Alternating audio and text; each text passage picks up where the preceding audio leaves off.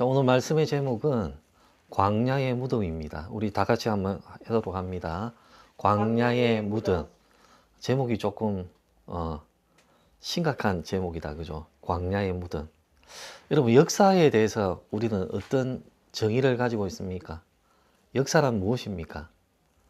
역사는 영어로 이야기하면 history, 다시 말하면 his story, 누구의 이야기를 우리는 역사라고 부릅니까? 바로 우리가 예배하는 그 예배 받으시기에 합당하신 분인 하나님의 이야기가 바로 역사라고 이렇게 정의를 하지 않습니까? 그런데 말입니다. 이 역사는 묘하게 되풀이 되는 부분이 없지 않아 있습니다. 이해가 되시죠? 네. 역사가 되풀이 된다. 그러면 세상의 모든 그 현실을 살아가는 우리나라뿐만 아니라 세계의 모든 역사들이 그 역사의 뒤안길에 역사의 모든 과정들을 살펴보면 오늘을 살아낼 수 있는 지혜를 그 지난날의 역사를 통해서 우리는 발견할 수 있다는 거예요. 그래서 역사는 이렇게 우리들에게 오늘날 살아가는 우리들에게 참 많은 것들을 제공해 주고 있습니다. 그런데 말입니다. 묘한 게 하나 있습니다. 무엇이 있는가 하면 역사는 되풀이 되는 부분들이 참 많이 있습니다. 그 우리의 삶에 도움이 되는 그 역사를 우리가 벤치마킹 하면서 살펴보는 그 와중에 우리가 깨닫는 것이 있단 말이에요. 그것이 무엇인가 하면 예전에 있었던 일들이 그 시간이 지나고 지금을 살아가는 우리들에게도 똑같이 그런 일들이 반복이 된다는 겁니다. 여기서 끝이 아닙니다. 다음 세대에도 똑같은 일들이 반복이 됩니다. 자, 우리는 하나님께 예배하는 자들입니다. 그러면 우리의 믿음의 역사는 어떨까요? 크게 이야기하면 하나님께 예배합니다. 하지만 우리가 범죄합니다. 그런 다음에 회개합니다. 그런 회개한 하나님의 자녀들에게 하나님은 용서해 주십니다. 자, 뭐라고요? 예배하고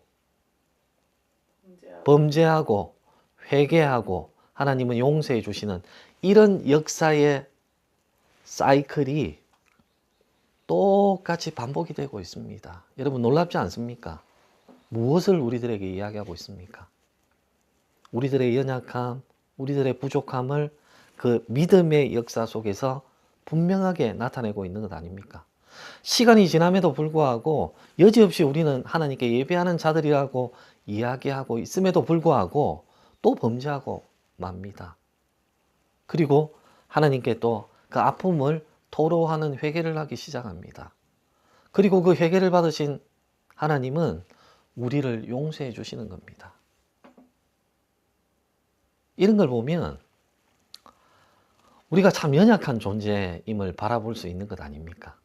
맞지 않습니까? 대답을 하셔야지. 우리가 연약하기 때문에 그 똑같은 사이클 속에 우리가 놓여 있다는 말, 4가지 패턴, 예배하고 그 다음에 범죄하고 회개하고 구원받는 이 사이클이 계속해서 반복되는 이것을 바라볼 때 우리가 연약하구나. 세대가 바뀌고 시대가 바뀌었음에도 불구하고 여지없이 똑같은 사이클이 반복이 된다는 것은 세상의 역사도 역사지만 우리는 그 세상의 역사의 위에 있는 하나님의 역사 속에 있는 이 4가지 사이클을 보면서 우리의 연약함, 믿음 없음을 철저하게 바라볼 수 있어야 되는 겁니다. 여러분 오늘 본문은 똑같은 고린도 교인들에게 바울이 권면하고 있는 내용입니다. 여러분 바울이 너무나도 대단하지 않습니까? 첫 번째 시간에 바울의 얼굴을 다시금 생각하기 바랍니다. 문제 많은 고린도 교인들에게 또 편지를 적고 그 내용들에게 담겨있는 모든 것들은 바로 사랑을 이야기하고 있습니다.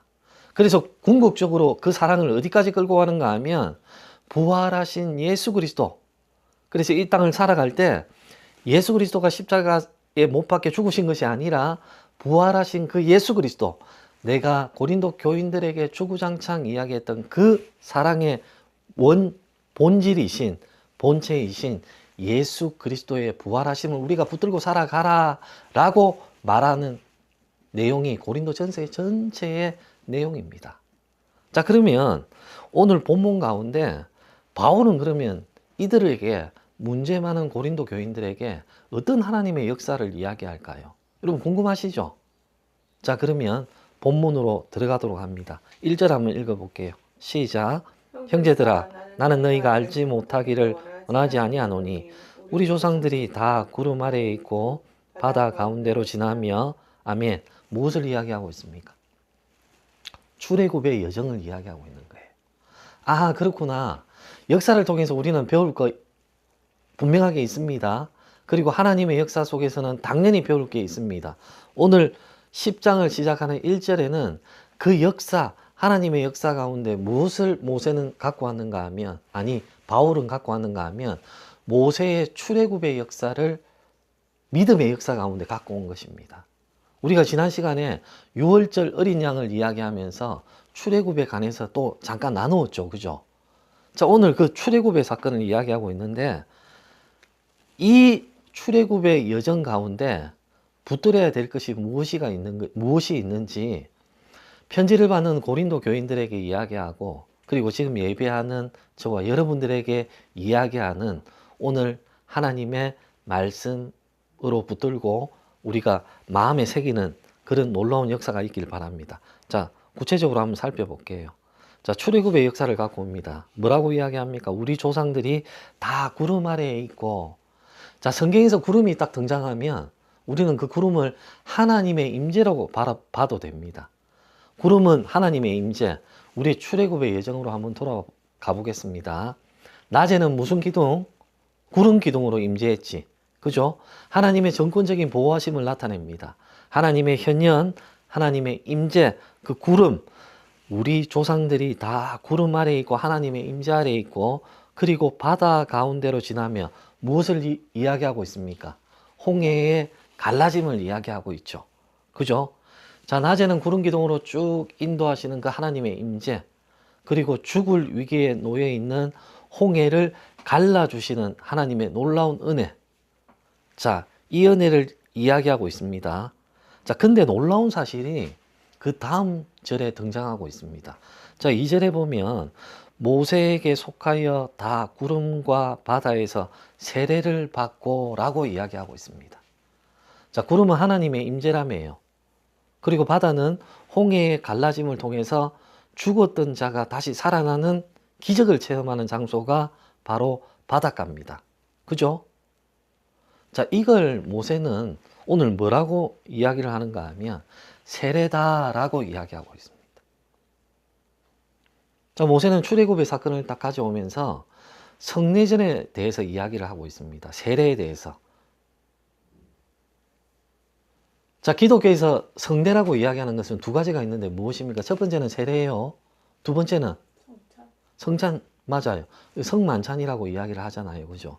자, 역사, 하나님의 역사에서 본보기를 삼을 것을 바울은 오늘 10장을 시작하면서 출애굽의 모티브를 딱 가지고 왔고 그 구름과 바다를 통과했던 그 사건을 바울은 세례라고 이야기를 하고 있단 말이에요.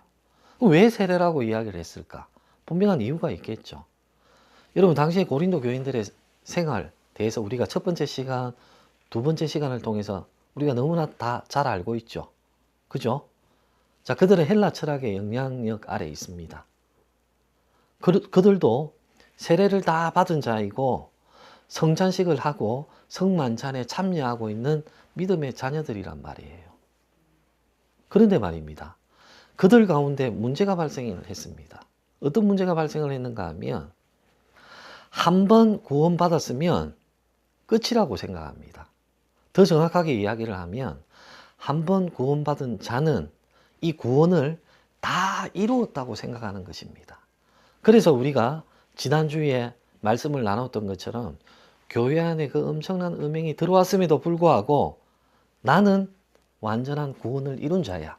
그래서 저들의 잘못을 내가 용서해 줄 수가 있어 라는 영적인 그릇된 믿음과 오만함들이 그들을 사로잡고 있었단 말입니다. 여러분, 이 땅에도 그 구원을 파고들며 구원을 지배하기 위해 외치는 이단파가 있지 않습니까? 누굽니까? 바로 구원파입니다. 구원파. 자, 구원은 그들을 이렇게 주장을 합니다. 구원은 자기들이 생활할 때 깨달을 때 예수 그리스도를 깨달을 때가 구원받을 때라고 이야기를 합니다. 그리고 그들은 구원받은 시를 엄청나게 중요하게 생각합니다. 그래서 물어봅니다. 구원받았습니까? 언제 받았습니까? 몇 년도, 몇 월, 며칠, 몇 시에 받았습니까? 라고 그들을 물어봅니다. 그러는 이유가 뭘까요? 한번 구원받으면 모든 죄사함, 이전의 죄, 지금의 죄, 장차의 죄도 모든 것들을 다 용서받았다는 것입니다. 그래서 그네들이 형편없이 살든지 말든지 아무런 않다는 겁니다. 왜? 그들은 완성된 구원을 누리는 자라는 것입니다. 우리는 그들을 향해서 뭐라고 이야기합니까? 이단이라고 정죄하지 않습니까? 하나님의 말씀과 반하는 이단이라고 이야기하지 않습니까? 그러면 당시 고린도 교인들의 그 영적인 생각들은 분명한 잘못이 있지 않습니까? 그래서 그들의 생활도 방탕했습니다. 왜? 육체는 아무런 중요한 것이 아니야. 내가 가지고 있는 생각만 중요한 것이야. 그리고 나는 세례도 받은 자야. 그리고 거기에 더해서 나는 구원을 완성받은 자야. 라고 이들은 잘못된 하나님의 가르침에 빠져 있다는 거예요. 자, 이들을 향해서 그 하나님의 역사 가운데 오늘 바울은 모세의 출애굽 사건을 가져오고 1절과 2절에 기록된 말씀처럼 그 구름과 바다를 통해서 하나님의 임재 그 사건을 오늘 세례라고 이야기합니다. 그래서 그들에게 이 출애굽의 역사 가운데 하나님의 임재 가운데 구름과 바다의 갈라짐의 이 세례를 통해서 너네들이 지금 알고 있는 그 세례관, 성만찬관을 뜯어 고쳐라 라는 말을 1절과 2절에 지금 하고 있는 것입니다. 여러분, 역사는 무엇이라고 이야기했습니까? 오늘을 사는 우리들에게 본보기가 되는 것 아닙니까? 자, 그러면 당시에 여러 가지 문제 가운데 살고 있었던 고린도 교인들에게 특별히 오늘 이 본문 가운데는 그들이 잘못 가지고 있는 성찬식, 성례식에 대해서 오늘 바울은 이야기하고 있는 것입니다. 아시겠죠? 자, 다시 한번 말씀드립니다. 오늘 바울은 이 10장의 말씀을 통해서 그들의 많은 문제 가운데 특별히 잘못된 성례관, 성만찬관에 관해서 이야기를 하고 있고 이걸 넘어서 바울은 그들에게 올바른 하나님의 역사 가운데 그들의 정체성과 그들이 어떻게 살아야 되는지를 다시금 분명하게 오늘 말씀하고 있다는 겁니다. 아시겠죠? 자, 오늘 결론을 벌써 말씀드렸네, 그죠? 자, 다음 볼게요. 자, 3절에 보면 다 같은 신령한 음식을 먹는답니다. 무엇입니까? 만나네, 만나. 여기서 신령한은 무슨 뜻인가 하면 영적인이라는 말입니다. 그리고 또 신령한 이 말의 뜻은 무엇인가 하면 거룩한, 거룩함에 속한 이런 말입니다. 자, 그러면 다 같은 신령한 음식을 먹었습니다. 만나네, 그죠? 만나를 먹어서 신령하게 됐네. 만나는 하나님의 특별하신 은혜네. 그 자리가 어디였다고요? 광야의 한복판, 먹을 것이 없는 그들에게 하나님의 선물로 주셨던 거네. 자, 그 다음 볼게요. 4절에 보면 다 같은 신령한 음료를 마셨으니 뭡니까? 먹을 물을 준 것 아닙니까? 그리고 부연 설명을 합니다. 그들을 따르는 신령한 반석, 한 번 더 이야기를 하고 있네요. 앞에 신령한 음료를 다시금 설명해 주는 겁니다. 그리고 신령한 반석으로부터 마셨는데 그 반석은 곧 누구라? 그리스도 신이라 라고 이야기하고 있는 것입니다. 자, 이 말이 무슨 말인가 하면 자, 세례를 받았어. 누가? 출애굽의 여정 가운데 이스라엘 백성들이 다 세례를 받았단 말이에요. 자, 근데 그들이 보니까 그들이 신령한 음식을 먹었어요. 만나를 먹었네.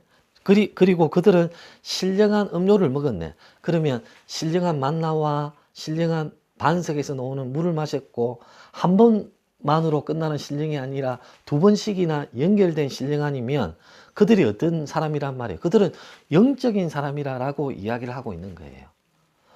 그런데 말입니다. 또 재미있는 사실이 하나 더 있습니다. 출애굽의 여정 가운데 반석에 물이 나오는 사건이 몇 번이나 있었습니까? 대표적인 사건이 모세가 쳤던, 2번이나 쳤던 그 반석에서 물이 나오는 사건, 우리가 다 알고 있죠. 그죠? 그때는 언제였습니까? 거의 출애굽의 여정이 끝나갈 무렵이에요. 근데 놀라운 사실은 출애굽의 여정을 시작하고 얼마 안 지나서 이 사건이 한 번 더 먼저 있었습니다. 자, 그 사건이 뭔가 하면 그때는 반석을 치라고 이야기합니다. 하나님이. 그래서 쳤어요. 물이 없어서 원망하는 이스라엘 백성들에게 모세를 통해서 하나님은 물을 열어주셨습니다. 근데 두 번째는 하나님께서 그냥 반석에게 명령하라라고 말씀을 했음에도 불구하고 모세는 지질이 말 안 듣는 이스라엘 백성들 때문에 열이 받아서 반석을 2번이나 내리쳤어요.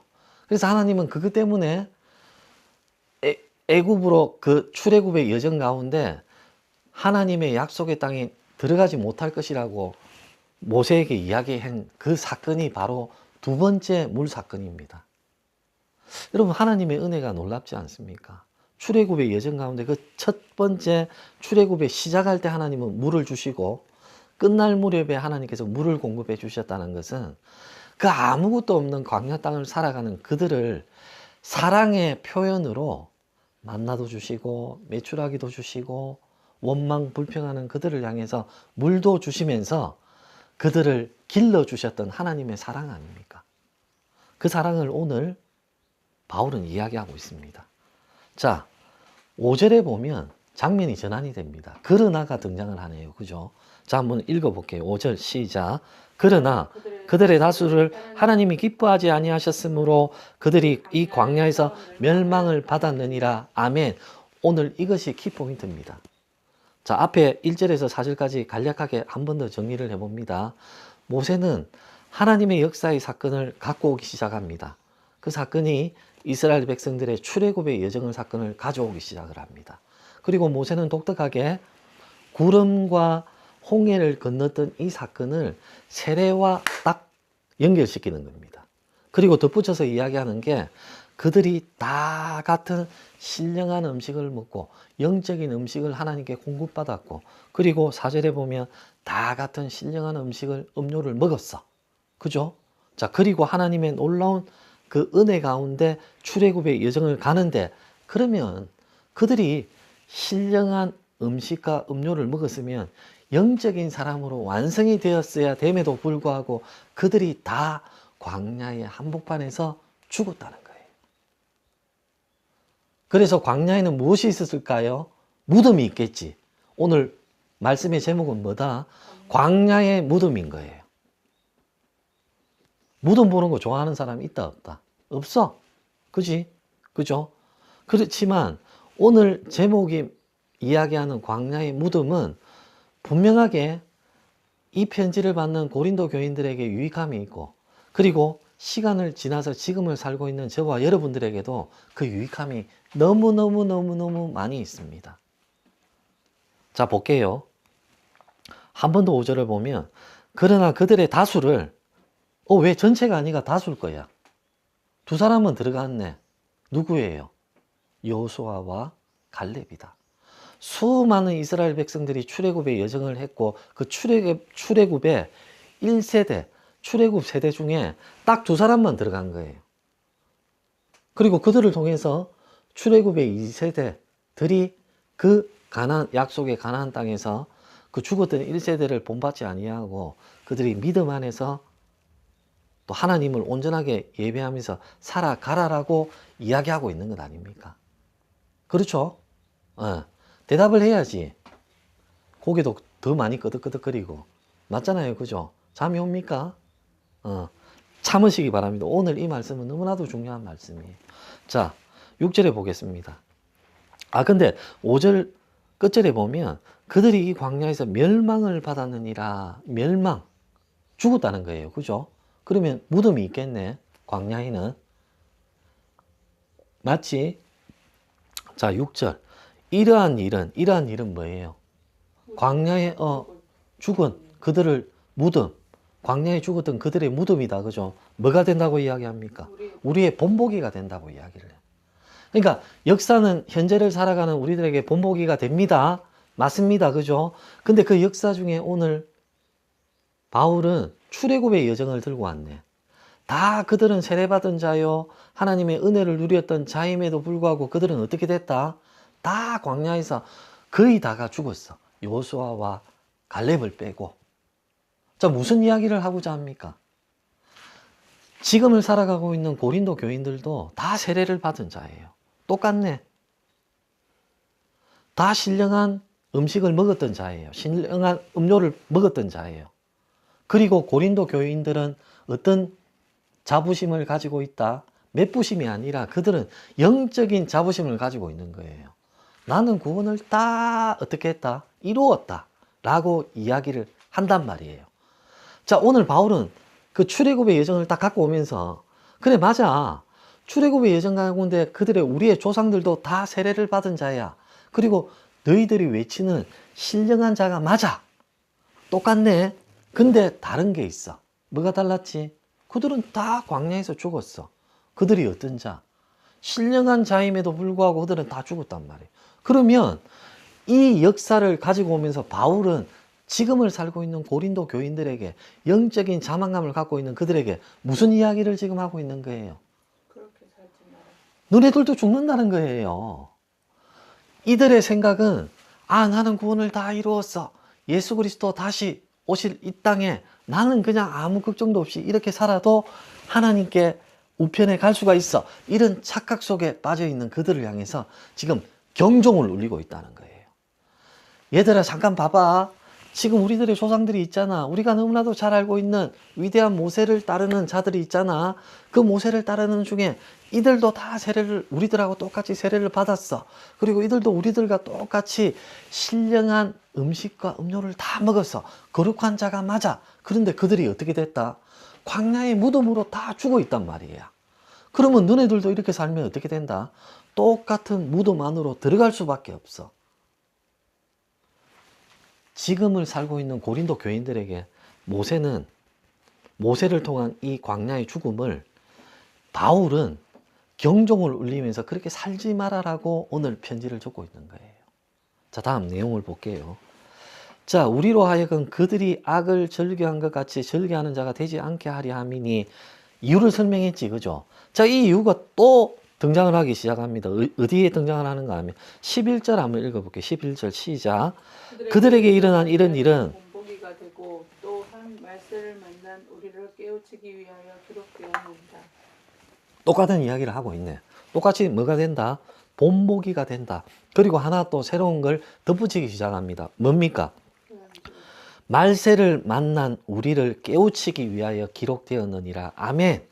자, 그러면 바울은 이 이야기를 통해서, 야, 너네들도 똑같이 신령한 자가 맞지? 세례받은 자 맞지? 성만찬을 하는 자가 맞지? 근데 너네들 다 죽어.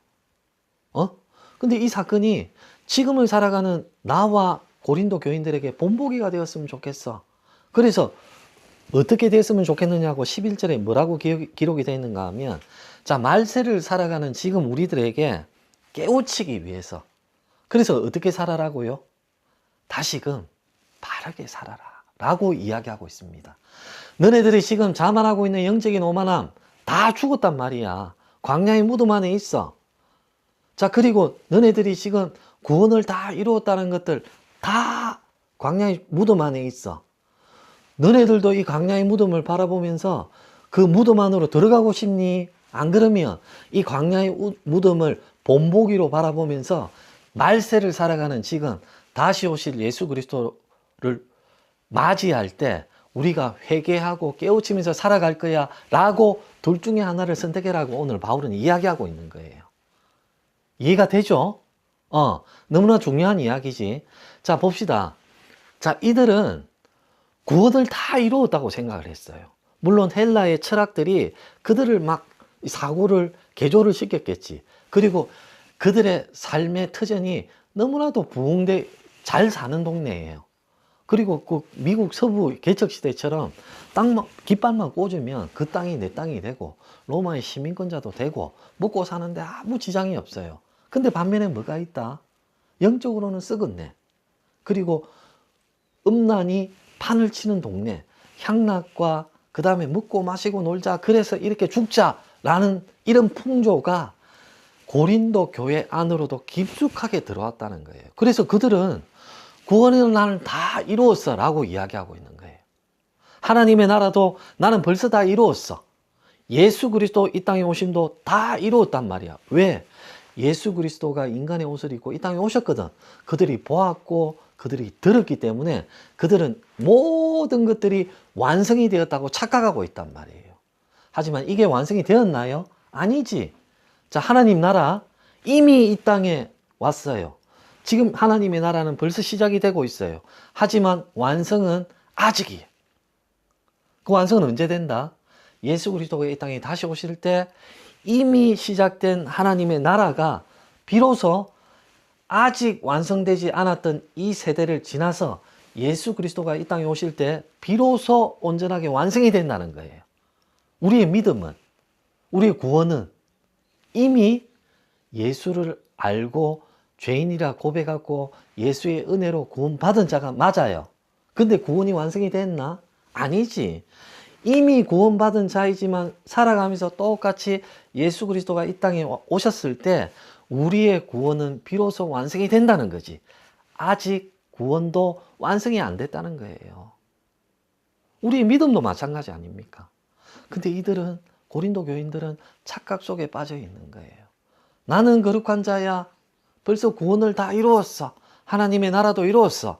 나는 지금 죽어도 천국에 갈 수 있어. 이런 착각 속에 빠져 있는 그들을 향해서 바울은 역사를 갖고 오기 시작하며 출애굽의 여정 가운데 신령한 음식과 신령한 음료를 먹었던 우리의 조상들의 예를 들기 시작했고, 그들이 지금 모두 다가 광야의 무덤 안에 있음을, 지금을 살고 있는 영적인 오만함에 빠져 있는 고린도 교인들에게 이야기하고 있는 것 아닙니까?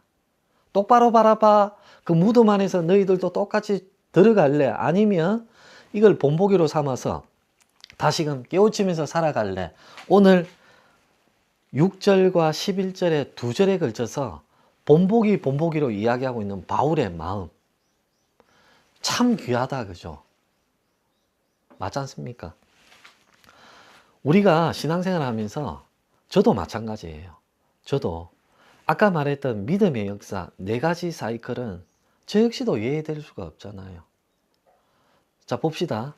저에게 요만한 자랑거리 라도 있으면 온전하게 하나님을 신뢰하지 못하는 거예요. 그런 모습들을 너무나도 자주 볼 수가 있다는 거예요. 자, 이야기해 볼게요. 우리의 지난 시간들, 그 앞전에 있던 교회에서 사역을 마치고 우리가 개척하는지 준비하는 이 과정 속에 있었던 지난 날들을 생각할 때 처음에 저의 마음속에 요만한 마음이 있었는데 그걸 발견해 주셨어요. 그게 뭐다? 영적인 자만감이지. 그것도 나는 다를 거야. 나는 할 수가 있어. 나는 삐까번쩍하게 모든 것들이 그래도 다 갇혀있는 곳에서 보란 듯이 출발할 수가 있어 라는 영적인 자만감들이 내 안에 있었단 말이에요. 이것뿐만입니까? 수시로 이런 것들이 많이 있어요. 그래서 제가 깨달은 것이 뭔가 하면 하나님을 온전하게 신뢰한다는 것, 하나님을 온전히 믿는다는 것, 이것은 내 안에 0.00001%라도 내 것이 있어서는 절대 이루어질 수는 없구나. 그러면 우리의 믿음의 인생의 여정 가운데 그런 경우가 있을까? 없어. 그러면 우리는 그냥 이렇게 살다가 죽어야 돼요. 너무 슬프게. 아니란 말이에요.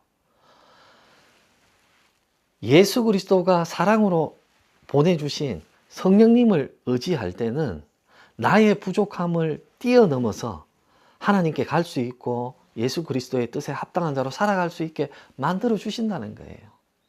그래서 나는 항상 성령의 소리에 귀를 기울여야 돼.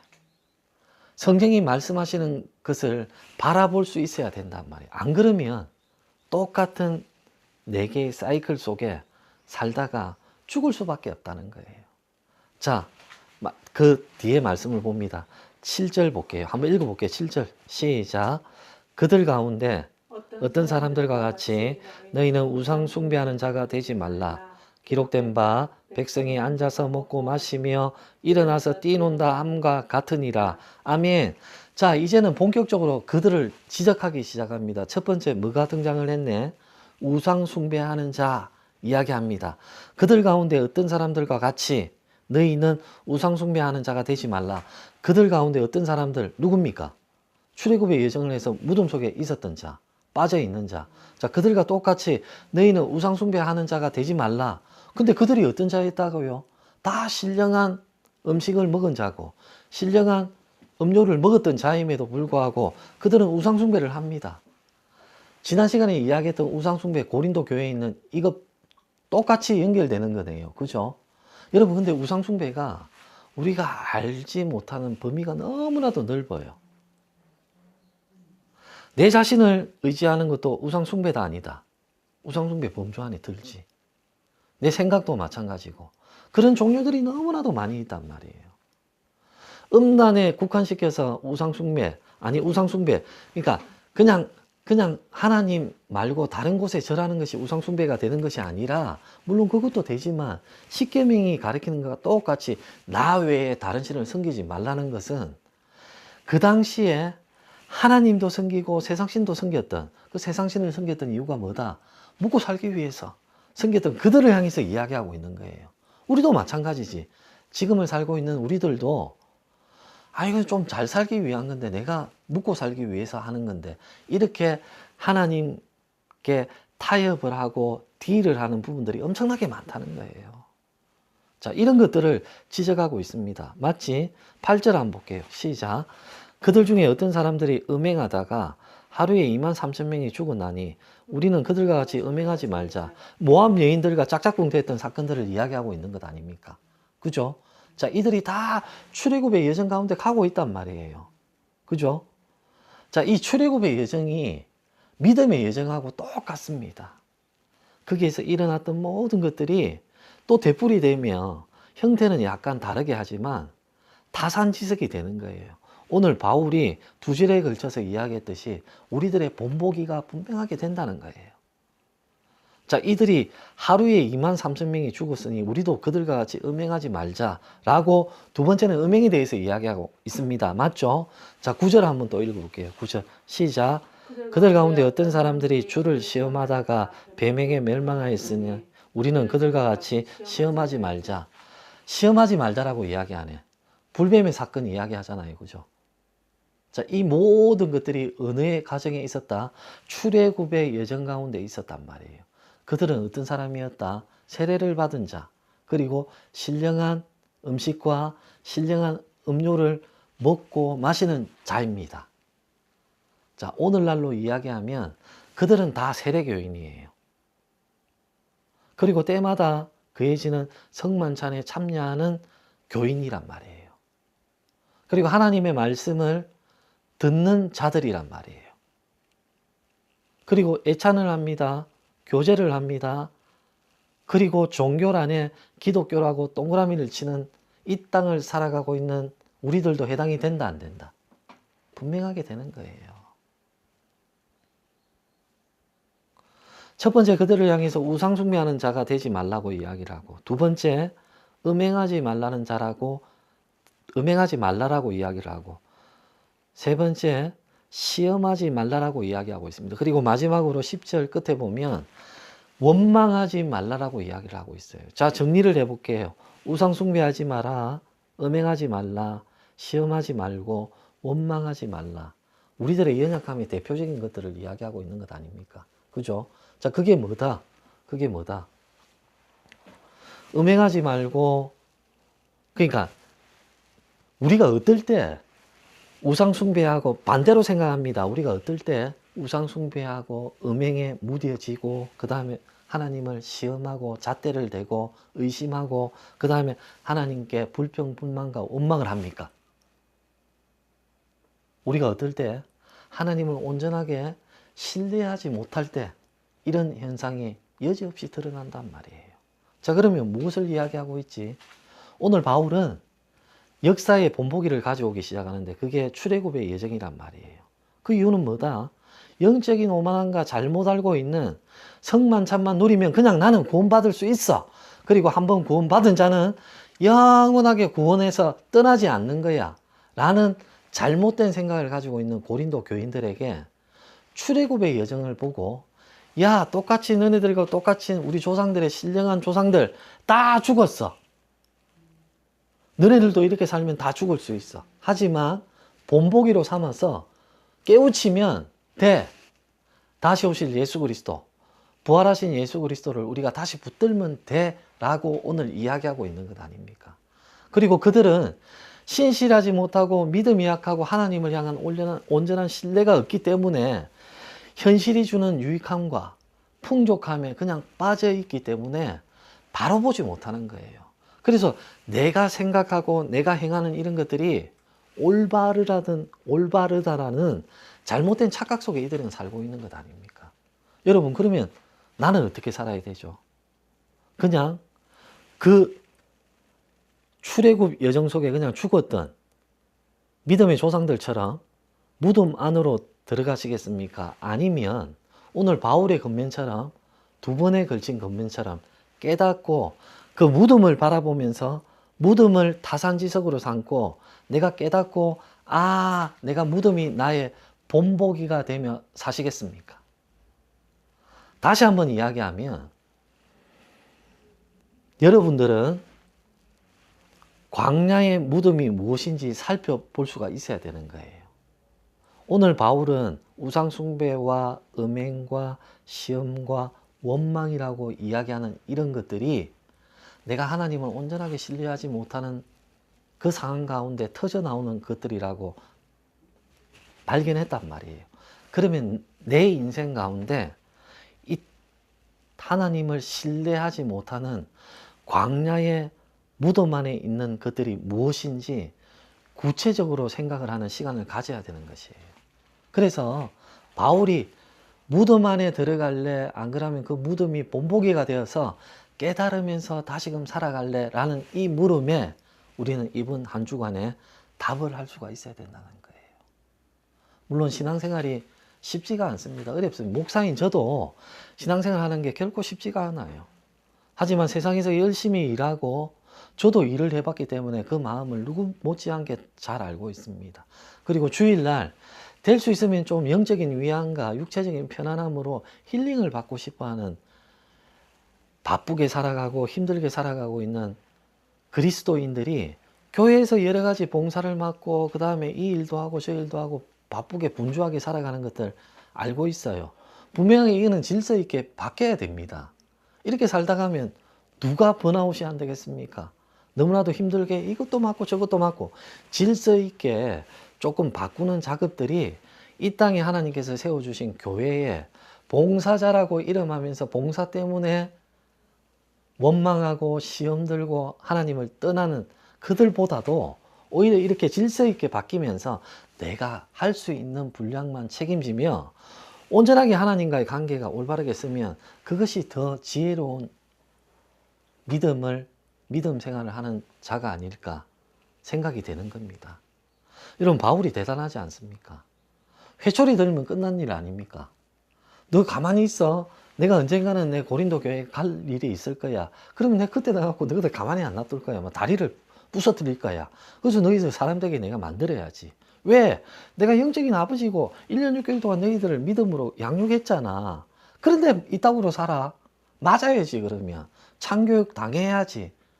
이렇게 하지 아니하고 그자가 만나지도 않았던 음성만으로 들었던 예수 그리스도가 누구신지를 분명하게 아니까 예수님처럼 참으시고 참으시고 참으시고 세상 끝날까지 참으시는 그 예수 그리스도의 그 사랑을 이들에게 편지로 적고 있는 것 아닙니까? 제 같으면 당장 막 다리라도 부러뜨리겠지. 하지만 바울은 힘든 여정 속에 있고 사도권도 부정당하고 여러 가지 원망 불평을 당하고 있는 그런 상황임에도 불구하고 그들을 채찍질만 하는 것이 아니라 하나님의 사랑, 예수 그리스도의 사랑으로 그들을 변화되기를 바라는 마음, 이 마음이 먼저는 저에게 필요하고 그 다음에 이 땅을 살아가는 많은 그리스도인들에게 모두 다에게 필요한 것 아닙니까? 여러분, 우리가 그렇게 살아내야 됩니다. 그렇게 사는 저와 여러분들이 다 되기 바랍니다. 말씀을 정리합니다. 우리가 역사를 통해서 많은 것들을 타산지석으로 삼을 수가 있습니다. 역사는 현실을 살아가는 참고서가 될 수가 있습니다. 그래서 역사의 안 좋은 것들을 되풀이하지 않도록 우리는 역사를 본보기로 삼으면 되는 것입니다. 오늘 그와 똑같은 논리로 바울은 고린도 교인들에게 출애굽의 역사를 갖고 옵니다. 그리고 그들의 잘못된 점을 바로 잡아주고자 편지를 적기 시작을 했습니다. 그리고 그들에게 이야기합니다. 그 신령한 음식과 음료를 먹었던 무덤 속에 잠자는 자같이 되지 말라고 이야기하고 있는 것입니다. 영적인 자만감, 오만감, 아직 아니야. 완성되지 않았어. 나도 마찬가지야. 그러면 우리는 어떻게 살아야 돼? 말세 때 예수 그리스도가 이 땅에 오심으로 비로소 온전하게 완성되는 그때까지 우리가 깨어서 살아가야지.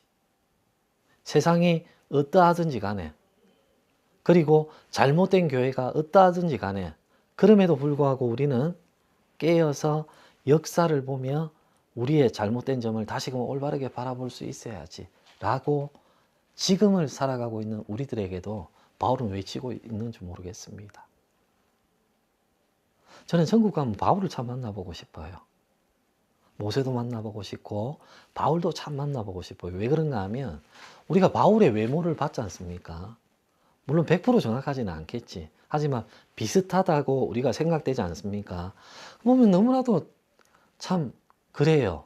근데 그런 자가 이방인의 사도로 부름받았고 어떻게 그렇게 열심으로 잘 살았는지, 그 이유는 그 자가 영적으로 만났던 예수 그리스도가 누군지 분명하게 이 마음에 새겨졌기 때문에 그 자는 180도로 바뀔 수가 있었다는 거예요.